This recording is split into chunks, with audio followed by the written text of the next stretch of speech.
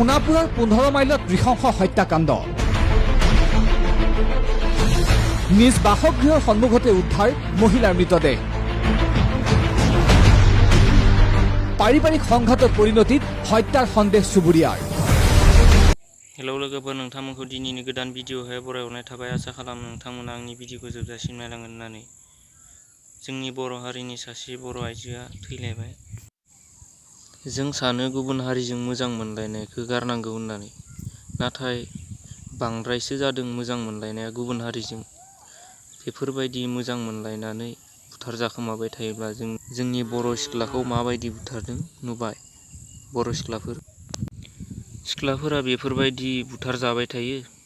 बर' सेंग्राफोर गैया नामा मोजां मोननो थाखाय? बर' सेंग्राया अननो हानायनि गोहो गैया नामा? बेफोरबायदि गुबुन हारिजों थांनानै बुथार जानाय, नाथाय बर' सेंग्रानियाव अननो हानायनि गोहो गैया, बिखा गैया। दिनै सासे गाबोन सासे समफोर सासे बेफोरबायदिनो बुथार जाबाय थासिगोन नामा जोंनि बर' हारिनि सिख्लाफोरा? गुबुन हारिजों मोजां मोनलाय थैबाय थासिगोन नामा बेफोरबायदिनो? नाथाय जोंनि बर' हारिनि सिख्लाफोरखौ लब देखायो, रांनि थफ्ला देखायफ्लानानै बिसोरो मोजां मोनफ्लायो। मोजां मोनफ्लानानै देहा सोलेर गाज्रि खालामनो सानो। बिनि उनाव স্থানীয় লোকৰ সন্দেহ আজমত নামৰ এই লোকজনৰ ওপৰত।